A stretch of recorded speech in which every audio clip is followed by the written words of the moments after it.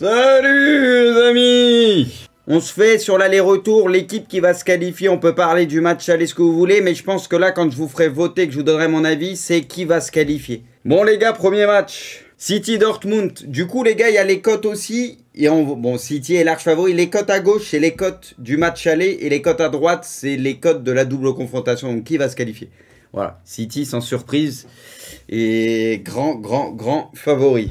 Paris pour que je parie le contraire. Les gars, on a égalité de points au classement des pronos, encore une fois, sur hors-jeu. 81%. Je pense que c'est pas le record sur un vote, sur une double confrontation, mais ça doit pas être loin. C'est rare que ce soit du 80-20 ou quoi, quand même. Bon, les gars, je vais pas faire de suspense. Je suis comme vous, hein, bien évidemment. Dortmund, ils sont pas bien du tout. On le voit là, ils vont sûrement même pas se qualifier en Ligue des Champions. Parce que bon, ils sont à 7 points de Francfort, ils sont dans la sauce, tu sens qu'ils sont pas en confiance, ça joue pas très bien. Et de l'autre côté, les mecs, t'as une équipe qui roule sur tout le monde, qui est l'équipe la plus en forme en Europe cette année avec le Bayern, mais peut-être l'équipe la plus impressionnante, tu vois. Après, c'est le foot, ok, c'est des conditions particulières, ok. Dortmund sur un match, on peut pas les enterrer non plus, enfin même sur 2 matchs, parce que sur un match, il suffit qu'Haaland, machin. Moi, perso, contre Séville, je les sentais mal, Dortmund. Et ils sont passés contre Séville, par exemple. Bon, après, Séville, c'est une période, ils étaient moins bien d'un coup aussi, bizarrement, et ainsi de suite, ça va vite.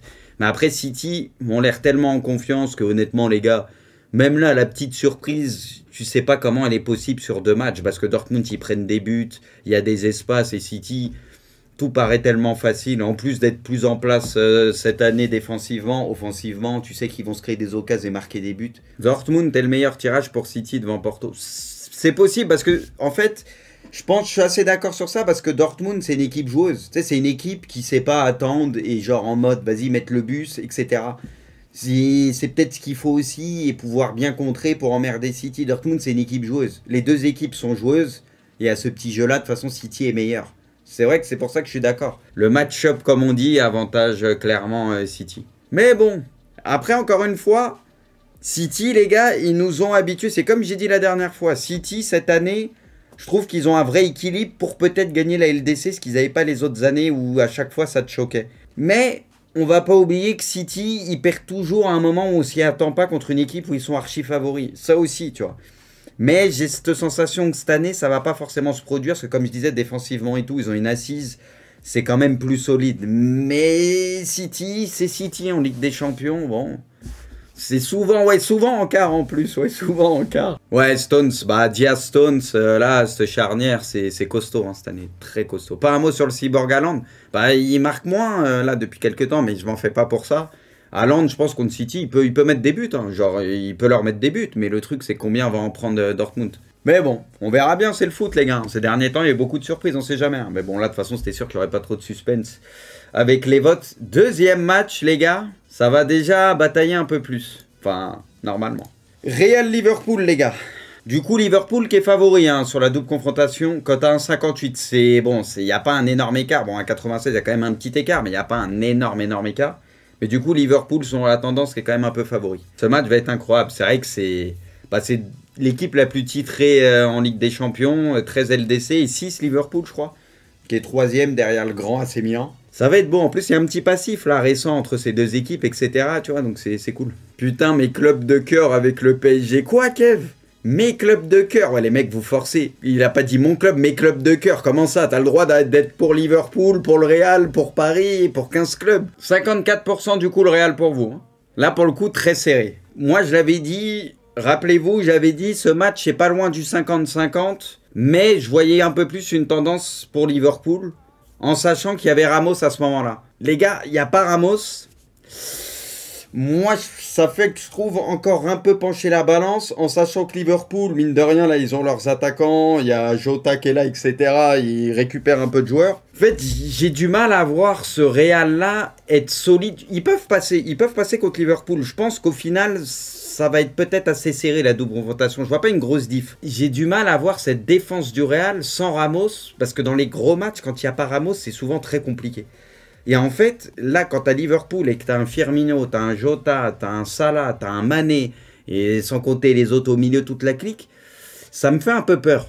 Honnêtement, ça me fait un peu peur, parce que Ramos, pour moi, il stabilise tout, et voilà, c'est le meilleur défenseur au monde, et dans des matchs comme ça, pour moi, il est essentiel. Tu as 2 joueurs aujourd'hui et depuis quelques temps qui sont essentiels. C'est Benzema devant, Ramos derrière. T'enlèves un des deux, bah l'attaque prend très cher ou la défense prend très cher.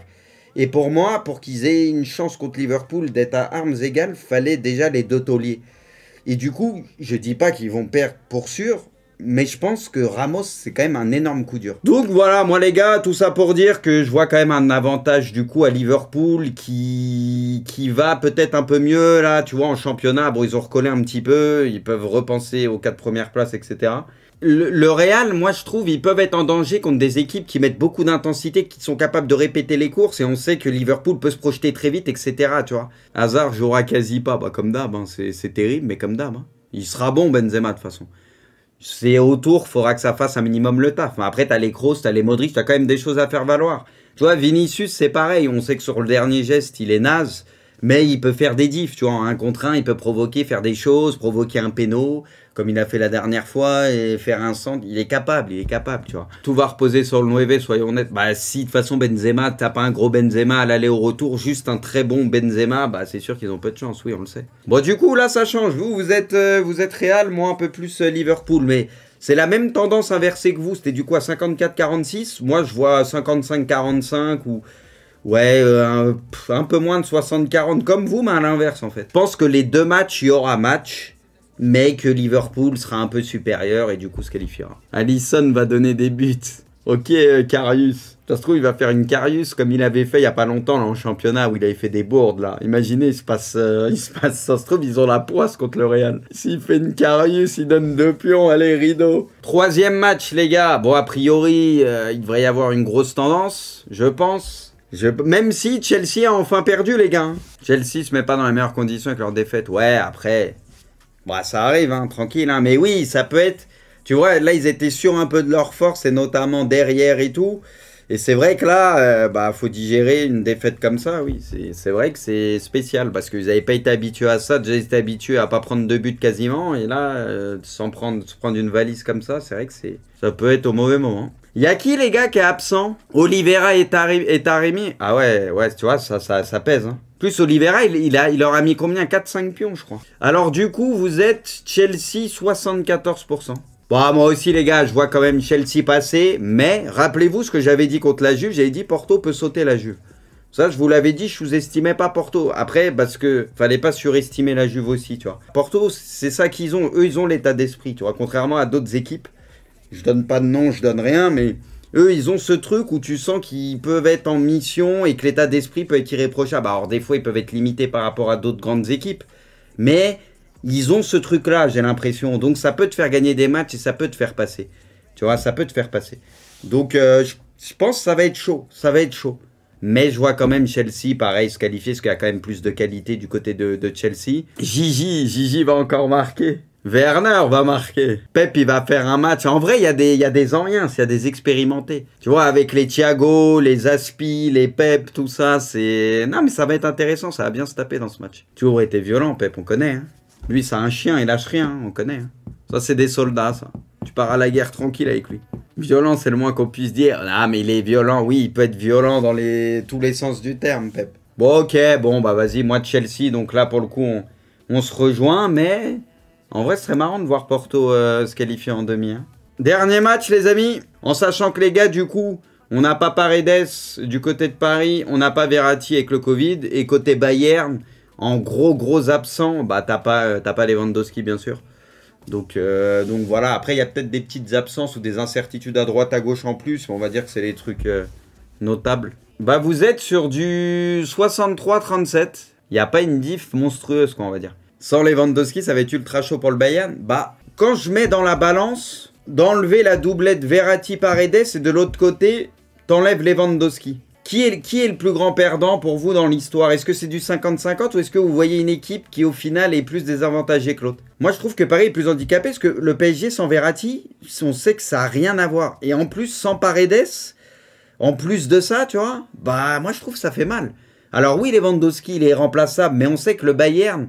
Tu vois, c'est une équipe, tu vois ce que je veux dire? Tu sais, il y a des pièces, tu peux les interchanger. Bon, Lewandowski, il est remplaçable, mais au final, l'attaque, ça sera Müller, ça sera Gnabry en pointe, sûrement Müller derrière, et Sané, Coman sur les côtés. Je veux dire, bon, oui, t'as pas Lewandowski, mais c'est pas dégueu, tu vois? Donc moi je pense qu'au final c'est peut-être pire pour Paris, parce que Verratti change tout. Et regarde, et en plus de ça, t'as là le Bayern, bon, qui a quand même en confiance qu'ils ont gagné à Leipzig, donc ils se donnent de l'air pour préparer leur Ligue des Champions tranquille, parce que le championnat ils l'ont quasi plié. De l'autre côté t'as Paris, tu vois, ça fait l'inverse. Paris qui aurait pu pas plier le championnat, mais pas loin, tu vois, marquer le coup, et ils perdent à domicile contre Lille, et de l'autre côté t'as le Bayern qui tape Leipzig. Tu vois, c'est l'effet inverse. Du coup, Paris qui est pas en confiance, t'as Neymar qui est pas à 100%, on le voit bien. Voilà, il a été absent un moment, t'as des absents. Et de l'autre côté, t'as le Bayern. Oui, il n'y a pas Lewandowski, mais ils sont plus en confiance, tu vois. Et eux, on sait qu'en équipe, bah, c'est rodé, quoi. C'est le Bayern depuis quelques temps. Ça se sent que Choupo, il va rentrer et qu'il va faire un truc encore. Ça se sent. Il y a plusieurs inquiétudes déjà. C'est le milieu de terrain. Je veux dire, Kimmich, Goretzka, c'est monstrueux. Avec, tu peux rajouter Müller un peu plus haut, etc.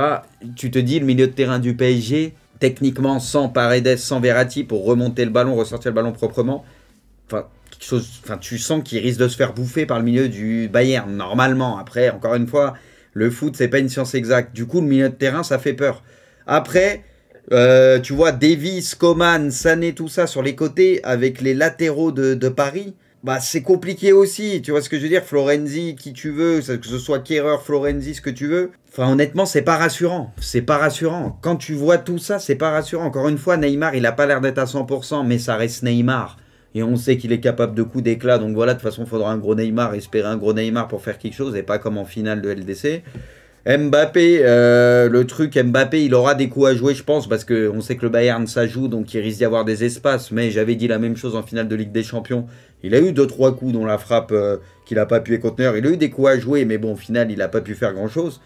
Mais logiquement, il devrait avoir quelques ballons, un peu d'espace pour faire quelque chose. Mais le truc, c'est que c'est pareil pour le Bayern. Le Bayern, ils risquent de mettre une intensité de fou et du coup, c'est compliqué, quoi. Franchement, sur le papier, ça semble compliqué, cette histoire, hein. Tout dépend de l'état de Navas. Oui, mais les gars, au bout d'un moment, les gars, ok, Navas est trop important, trop fort, mais les gars, en face, il y a Neuer. Faut arrêter de croire, les gars, que Navas, c'est un super-héros. Navas, il prend des buts contre Lille, il a pris 2 buts contre Nantes. Je veux dire, tu peux être Navas qui tu veux. Si les mecs, ils ont des occasions en face, tu pourras te prendre des buts comme tout le monde, hein. Les gars, faut arrêter de croire que tout dépend de lui, absolument.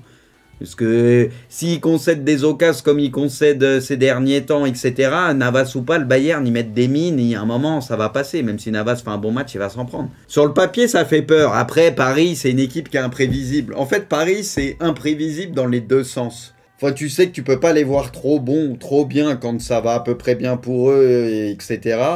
Et tu peux pas les enterrer, même si là, en ce moment, ça va pas très bien, Paris. Tu sais, qui joue le Bayern, tu peux quand même pas les enterrer non plus, en fait. Oui, pour moi, le Bayern, quoi qu'il arrive, est supérieur à Paris. Pour moi, ça, c'est un fait. C'est un fait. Paris est inférieur au Bayern. Je pense qu'il y a de doute pour personne.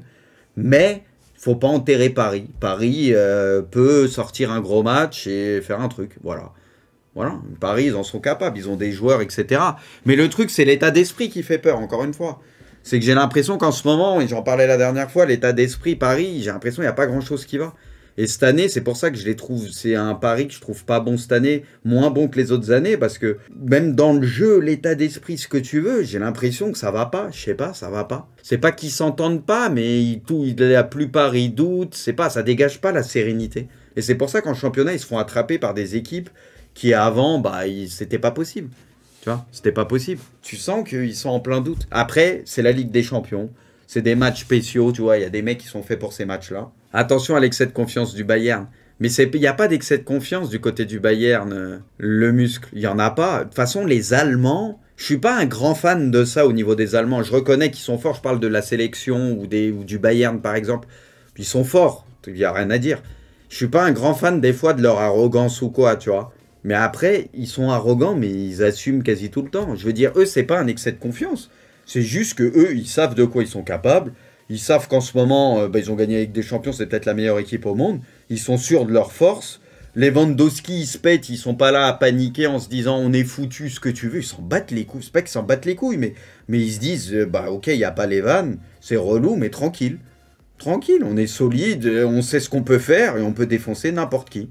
Ouais, voilà, ils sont sûrs de leur force. Tu vois, à Paris, et on est comme ça, même ceux qui suivent et tout, si Neymar ou Mbappé se pètent, tout le monde va dire oh putain, ou oh putain, il n'y a pas Verratti, oh putain, il n'y a pas Neymar, ou tout le monde va paniquer. Le Bayern, tu leur enlèves 2-3 joueurs. Ouais, c'est relou, mais Ils vont même pas se dire, oh putain, c'est la merde. Vous voyez ce que je veux dire? Ils s'en battent les couilles. Je sais pas qu'ils s'en battent les couilles, mais vous m'avez compris. Donc, les gars, je vous rejoins. Je vois le Bayern se qualifier, du coup. T'attends plus Neymar ou Kiki? C'est comme je dis, le truc, c'est que Neymar, pour moi, il est pas à 100%. Et tu l'as vu la dernière fois, il était frustré et tout, parce qu'il faisait pas ses diffs, etc. ce week-end. J'ai un peu peur avec le rythme que va imposer le Bayern. Ça me fait un peu peur. Mais après, c'est Neymar. Pour moi, si Paris a une chance, comme je dis à chaque fois, de toute façon, on sait que Neymar, il sera pour beaucoup. Parce que s'il y a un mec qui peut te changer un match et faire mal à n'importe qui, c'est lui, on le sait tous. Keane, Keane, il fait du bien. Voilà, Keane, tu peux compter sur lui. La vérité, Keane, je trouve, c'est une bonne surprise. Moi, je pensais pas qu'il ferait autant de bien à Paris. Keane, c'est bien, tu peux compter sur lui. Son côté, il va faire les efforts, il va se taper. Je suis d'accord, c'est une bonne surprise, je trouve, du côté de Paris. Tu vois, ils ont besoin plus peut-être de mecs comme ça, Paris, en ce moment. Bruce Kerrer, homme du match. Ça se trouve qu'Herrera, il va faire un match de ouf. Tout le monde va voir flou.